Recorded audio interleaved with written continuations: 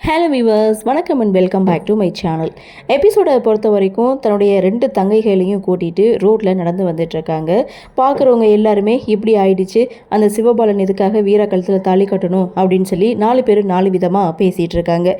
அந்த சமயம் பார்த்து பாக்கியம் இசக்கி இவங்க 2 பேரும் ஆட்டோவில் வந்து இறங்க வீராவை 2 பேரும் சேர்ந்து வீட்டுக்கு கூப்பிடுறாங்க. கொலை வரியில் இருக்கக்கூடிய சண்முகம் பக்கத்தில் இருக்கக்கூடிய கல்லை தூக்கி பாக்கியம் மேலே போட போக அந்த இடத்துல பரணி தடுத்து நிறுத்துறாங்க. இதுக்கப்புறம் பரணி பாக்கியத்துக்கிட்ட பேசி 2 பேரையும் அங்கேருந்து அனுப்பி வைக்கிறாங்க.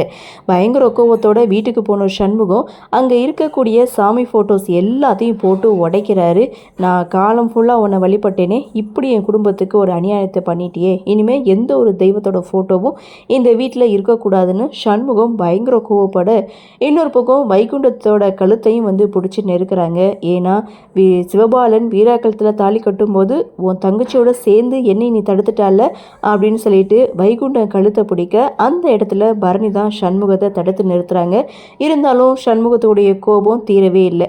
இன்னொரு பக்கம் மாலதியோட டெட் பாடியை மார்ச்சரிக்கு எடுத்துகிட்டு போகிறாங்க. அதே சமயம் அறிவழகன் சட்டையில் எடுக்கக்கூடிய இரத்த கரையையும் லேபுக்கு அனுப்பி வைக்கிறாங்க.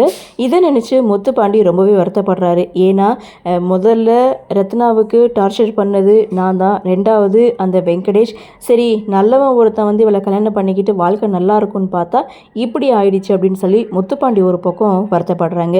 இன்னொரு பக்கம் பாக்கியம் இசக்கி இவங்க 2 பேரும் வீட்டுக்கு போகிறாங்க. ஸோ அந்த இடத்துல சவுந்தரபாண்டி பாக்கியம் மேலே கோவப்படுறாங்க. இருந்தாலும் அந்த வீராவை இந்த வீட்டு மருமகளாக நான் கூட்டிகிட்டு வந்தே தீருவேன்னு பாக்கியம் ஒரு பக்கம் சொல்ல, அவன் இந்த வீட்டுக்கு வந்தால் நான் நாண்டுக்கிட்டு தொங்கிடுவேன், இது ஓமையில் சத்தியனும் தலையில் அடித்து சத்தியம் பண்ணிவிட்டு சவுந்தரபாண்டி அங்கேருந்து போக சிவபாலன் இங்கே கையில் காயத்தோட ரூமில் உட்காந்துட்ருக்காங்க. அதை பார்த்த பாக்கியம் இசக்கி 2 பேரும் பதறி போகிறாங்க.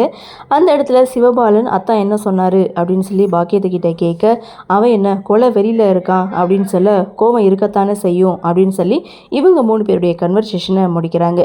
இன்னொரு பக்கம் வைஜெயந்தி பயங்கர கோவத்தோட தன்னுடைய கணவர் ஃபோட்டோ முன்னாடி நின்றுட்டுருக்காங்க.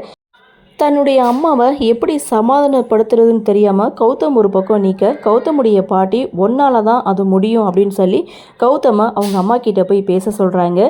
வைஜெயந்தி பயங்கர கோபத்தோட கௌதமை அங்கேருந்து போக சொல்கிறாங்க. என் புருஷனுக்கு அப்புறம் தான் நீ அப்படின்னு சொல்லிட்டு, உன்னுடைய அப்பா தானே இவர், இது கூட உன்னால் பண்ண முடியாதா, என் முகத்திலே முழிக்காத அப்படின்னு சொல்லி கௌதமை திட்டி அனுப்ப, கௌதம் கல்யாணம் பண்ணாதான் அவளை பழித்திருக்க முடியுமா என்ன, நான் ஒரு விஷயம் பண்ணுறேன்னு சொல்லிட்டு கௌதம் அங்கேருந்து போகிறாரு.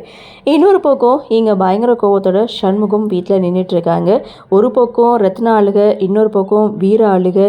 பயங்கர கோவத்தோட சண்முகம் ஒரு பக்கம் இருக்க, இந்த கடவுளுக்கு கண்ணு இருக்கா இல்லையா, இப்படி பண்ணிட்டானேன்னு இங்கிட்டு ஒரு பக்கம் வைகுண்டம் புலம்ப, நீ மட்டும் பேசாதன்னு சொல்லி சண்முகம் பயங்கர கோபத்தோட தன்னுடைய அப்பாவை திட்ட, ஸோ அந்த இடத்துல அறிவழகன் இந்த கொலையை செய்திருக்க மாட்டாரு அப்படின்னு ரத்னா சண்முகத்துக்கிட்ட போய் சொல்ல, உனக்கு எப்படி அது தெரியும், உங்ககிட்ட சொன்னானா, தாலி கட்ட 10 நிமிஷத்துக்கு முன்னாடி அவன் எங்கே போனான், அந்த ரத்தக்கரை இவன் ஷர்ட்டில் எப்படி வந்துச்சு அப்படின்னு சொல்லி பயங்கர கோவத்தோட சண்முகம் ஒரு பக்கம் ரத்னா கிட்ட கேள்வி கேட்க, பரணி சண்முகத்தை கோவப்படாதுன்னு சொல்கிறாங்க.